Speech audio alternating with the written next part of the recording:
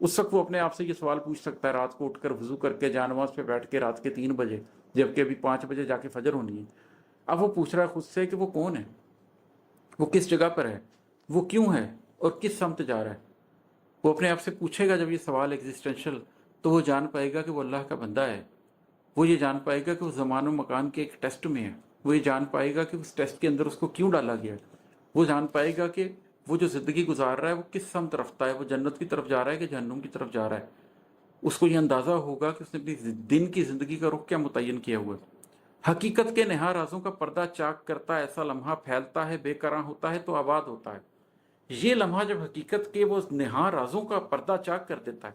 तो ये लम्हा फिर फैलता है और जिंदगी की पूरी हकीकत पर हावी हो जाता है, तारी हो जाता है, बेकरां हो जाता है ये लम्हा, और फिर ये लम्हा आबाद हो जाता है। अब आप सोकर उठ गए हैं, अब आपने बिस्तर की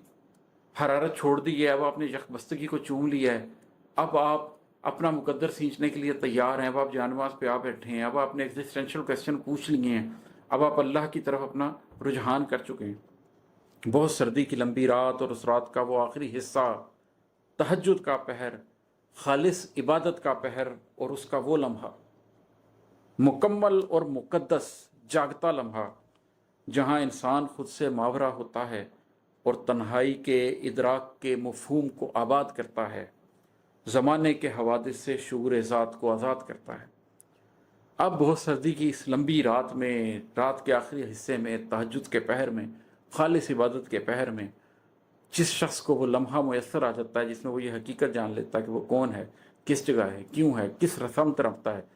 किस समत रफ्ता है, और वो ये जान लेता है कि हकीकत के नेहा पर्दों को चाक करने के बाद ये लम्हा फैल गया है, बेकरां हो गया, आबाद हो गया, और इसमें अल्लाह मेरे साथ है, अब मैं तनहा नहीं रहा, आबाद हूँ, इसलिए कि रब यहाँ पर आ चुका है। उस तहज्जुद के पहर में वो लम्हा मुकम्मल एक लम्हा होता है, मुकद्दस एक लम्हा होता है, जागता हुआ एक लम्हा होता है, उसमें इंसान अपनी ज़ात से भी मावरा हो जाता है। वो तन्हाई के मफ़हूम को आबाद करता है, इदराक के मफ़हूम को आबाद करता है। उसे पता चलता है तन्हाई कितनी बड़ी गनीमत है, कितनी बड़ी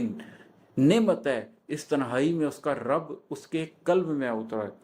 वो इदराक के मफ़हूम को समझता है कि सारी ज़िंदगी तो वो दुनिया को समझता है, ये जो रात के इस पहर में उसको इदराक हो रहा है, वो जिसको समझ रहा है, उसका बातिन जिसकी गवाही दे रहा है,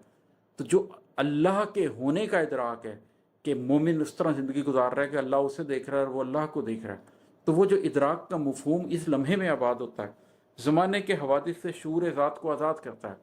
जो आपकी ज़ात का शूर है वो अब ये हवादिस से ज़माना से आगे निकल जाता है, ये दिन रात के